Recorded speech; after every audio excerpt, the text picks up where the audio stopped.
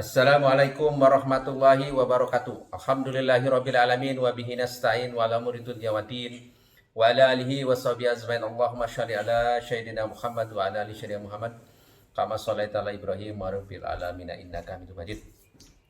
Rabbi shrah sadri wa yassir li amri wa hlul 'uqdatam min lisani yafqahu qawli amma ba'du. Alhamdulillah saudaraku ahli surga, kita panjatkan puji syukur kepada Allah Subhanahu wa taala hari ini masih diberikan kesehatan. Salawat dan salam kita sampaikan ke baginda Nabi besar Muhammad Shallallahu Alaihi Wasallam.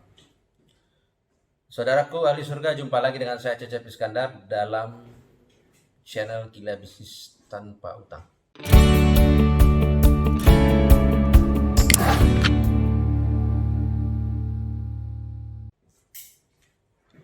Hari ini saudaraku saya pengen berbagi sedikit bagaimana tip-tip bagi bisnis pemula.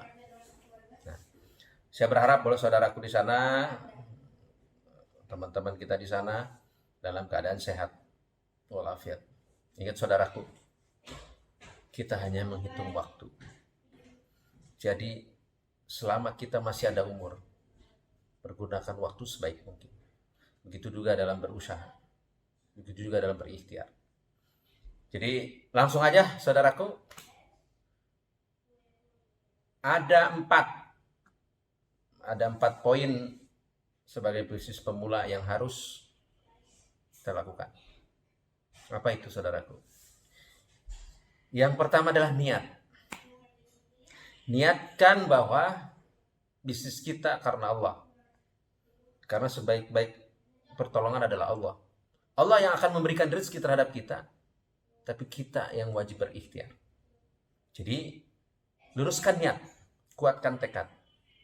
Ingat saudaraku, dalam Anda memutuskan berbisnis, bahwa Anda harus siap untuk jadi petarung, bukan pecundang. Karena pengusaha itu bagaikan mau melalui ombak di lautan yang lepas. Anda harus siap. Bukan cuma berpikir untung, tapi ruginya juga Anda harus siap. Jadi yang pertama, luruskan niat kita karena Allah. Nah, setelah niat, kita harus tahu syariatnya. Jadi jangan sekali-kali kita berbisnis, jangan sampai ada akad-akad yang batil. Karena ini sumber masalah. Jadi jangan, saudaraku ahli surga, karena pengen merubah hidup jauh lebih baik, akhirnya menggalalkan segala cara yang disebut bisnis babad alas. Halal haram hajar. Itu tidak boleh saudaraku. Jadi kita berbisnis harus dengan niat dan sesuai syariat. Ingat, dalam bisnis itu bukan cuma untung dan rugi, tapi ada surga dan neraka, ada halal dan haram yang itu akan diminta pertanggungjawabannya di yaumil akhir, saudaraku ahli surga. Jadi saya berharap luruskan niat kita karena Allah. Karena yang punya rezeki itu Allah, kita hanya berikhtiar. Nah, kalau ikhtiar kita benar sesuai syariat, insya Allah rezeki itu mudah. Nah, yang kedua, kita harus punya skill atau keahlian. Setelah niat tadi, gak cukup dengan niat. Kita harus punya keahlian sebagai owner, business owner. Apa sih basic saya itu? Apa sih keahlian saya? Nah, misalkan contoh. Kita ada bisnis jasa atau emang jual material, barang. Nah, kalau misalkan contoh jasa. Contoh nih. Kita punya keahlian servis motor. Nah, otomatis servis motor itu berarti kita harus menguasai berapa ribu kilometer ganti oli. Terus kalau ada kerusakan mekanikalnya apa, elektrikalnya apa yang rusak. Karena apa? Kita jangan pernah sekali-kali menjalankan bisnis kita nggak tahu.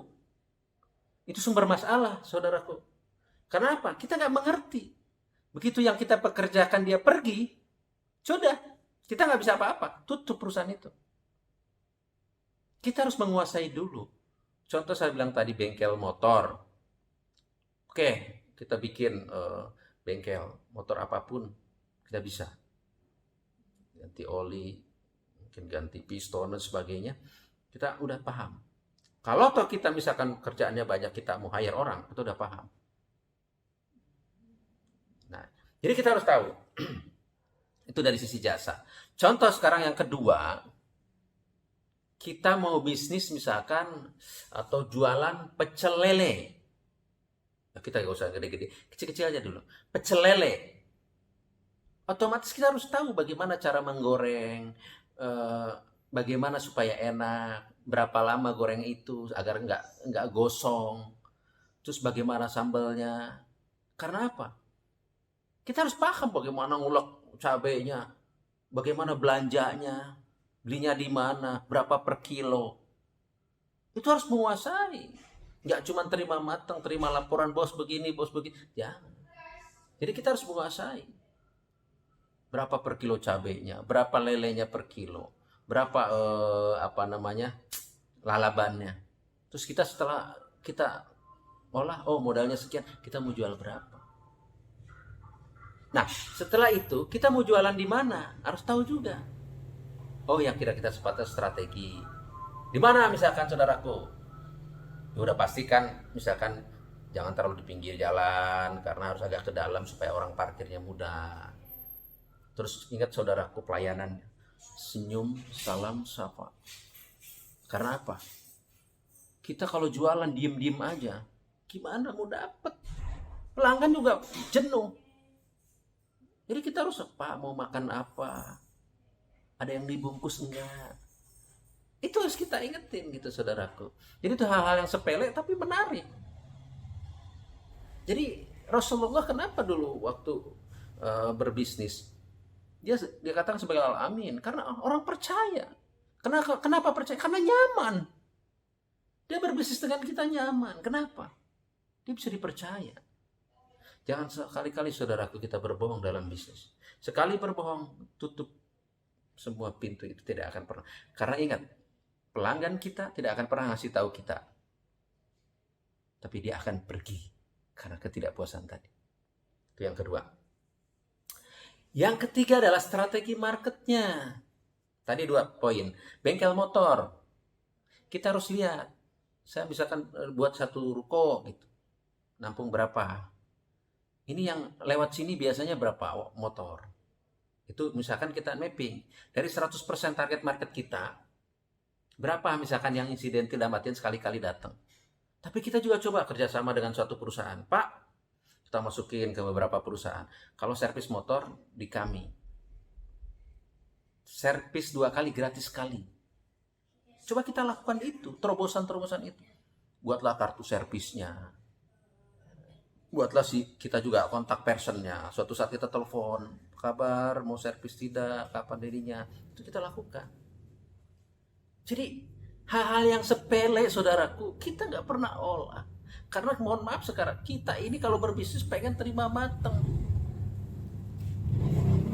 Tidak pernah kita berpikir itu. Jadi itu salah satu strategi market, harus di mapping dulu. Strategi marketnya. Jadi jangan sampai kita berbisnis nggak tahu siapa yang mau beli jasa kita atau jasa pelayanan servis motor kita, beli barang pecel lele kita siapa.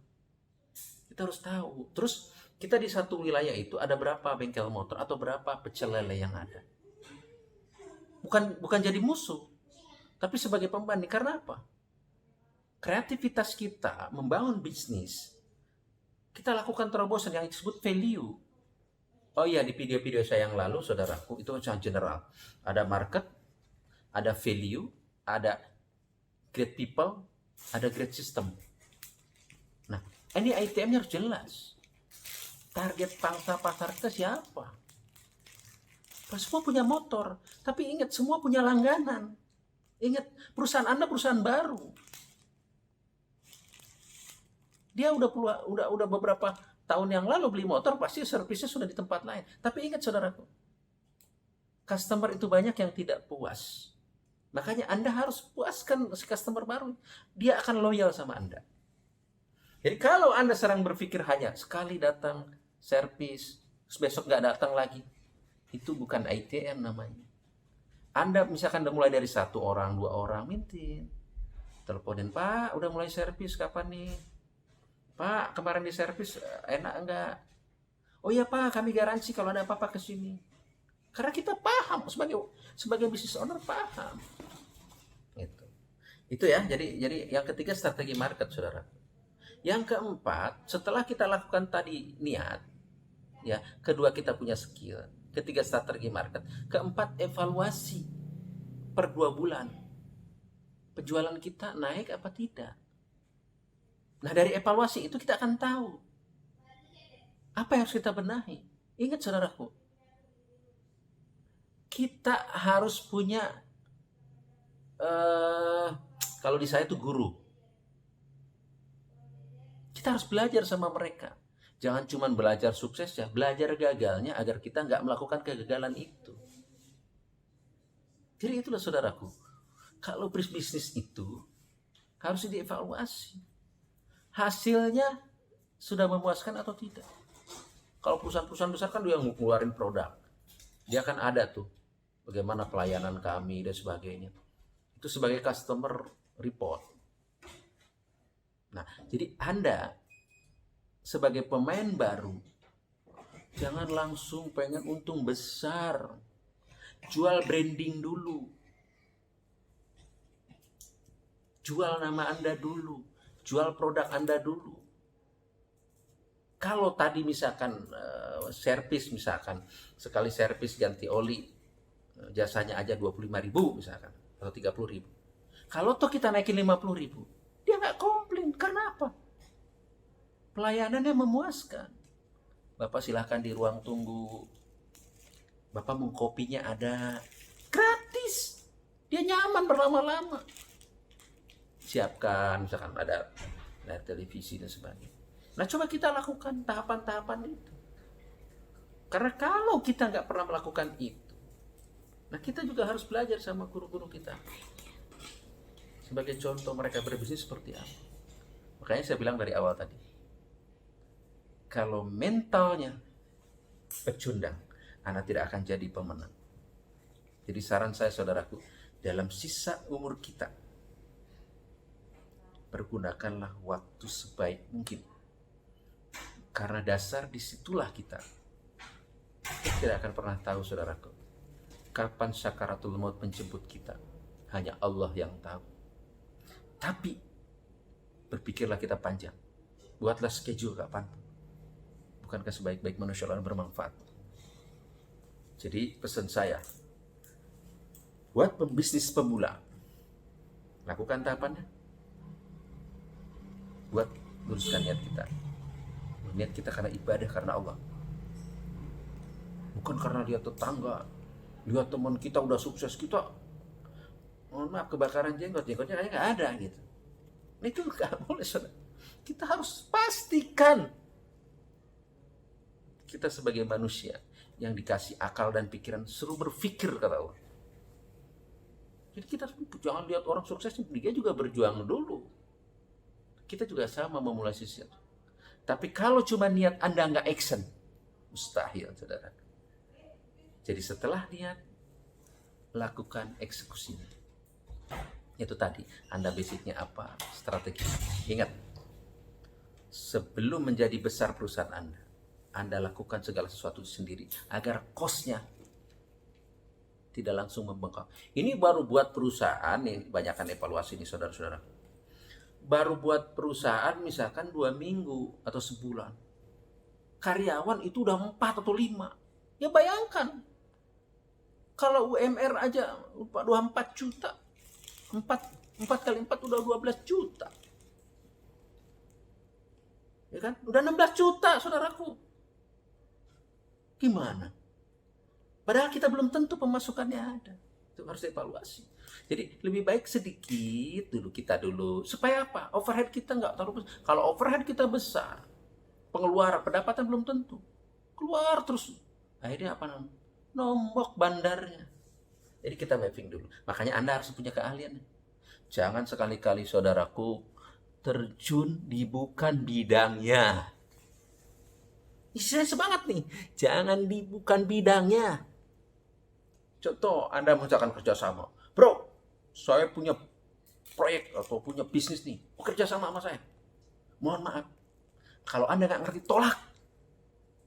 Karena apa? Nggak enak nantinya kalau ada masalah. Karena Anda nggak ngerti. Anda bisa dibohongin. Jadi ingat, jangan cuma berpikir untung. Pastikan. Nah, terus masalah modal, saudaraku. Ini kan pemula nih. Jangan sekali-kali memaksakan. Customer belum banyak, udah bikin ruko, bikin rumah makan lele di dalam. Oh, ini bagus. Ya bertahap aja dulu. Pelan-pelan. Kalau kualitasnya, rasanya, layanan sebagainya enak, wah, dicari saudaraku. Dicari saudaraku. Ya, saya cuma nggak ngomong nih, saya sudah praktekkan. Jadi ingat saudaraku, modal penting, tapi jangan overestimate. So, kalau Anda karyawan berapa, kecil-kecil dulu. Kenapa? Kalau Anda modal dari awal udah besar, apalagi modalnya pinjam, tak mau dari siapapun pinjamnya. Dan ingat saudaraku, dalam keadaan begini, tidak ada yang pinjam cuma-cuma. Pasti perlu tambahan dari investasi yang dikasih. Apa itu yang sebutnya? Makanya saya bilang tadi, kalau kerja sama harus jelas sirkahnya. Bagi hasilnya kayak apa. Sekarang kan orang ini gua kasih NP sekian, pasti dia perlu tambahan. Itu udah sekarang. Nah, kita kalau bisa jangan berhutang. Karena kalau hutang, kita belum tentu besok bisa kembaliin duit kita. Tapi kita udah ingat saudaraku, kita jangan sombong. Kita hanya punya niat dan ikhtiar. Hasil akhir saudaraku ahli surga, bahwa Allah yang menentukan rezeki kita.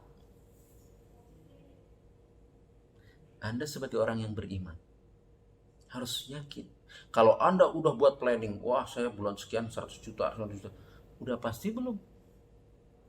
Tapi hutang tuh pasti. Income belum tentu. Jadi harus bikin. Misalkan untuk modal 5 juta, 10 juta, itu aja dulu diolah. Jangan nafsu. Ingat saudara, kalau Allah ridhoi, Allah berkahi, enak. Tidur nyenyak. Jadi nggak cuman ikhtiar, jaga hubungan kita dengan Allah dan jaga hubungan kita dengan manusia. Karena pada hakikatnya Allah tidak memberikan rezeki secara langsung. Kita berdoa, ya Allah, minta 10 juta, Allah langsung kasih. Itu saya belum pernah nemuin. Pasti dengan cara Allah. Kenapa? Aku memberikan rezeki melalui umatku. Makanya kita diwajibkan berikhtiar. Tugas kita hanya berikhtiar. Biarkan Allah yang atur. Jadi itulah saudaraku, sebagai pembisnis pemula, jangan kita terlalu jor-joran dulu. Bertahap aja dulu, bertahap dulu. Dan ingat, bisnis jangan coba-coba. Kalau nggak menguasai, jangan. Pesan saya, jangan. Kalau toh Anda udah betul-betul istilahnya mau bekerja sama, Anda udah kenal betul orang itu. Udah kenal betul karakternya. Karena apa saudara? Banyak gara-gara bisnis pertemanan yang bermasalah. Ini karena apa? Karena tadi di awal manis semua.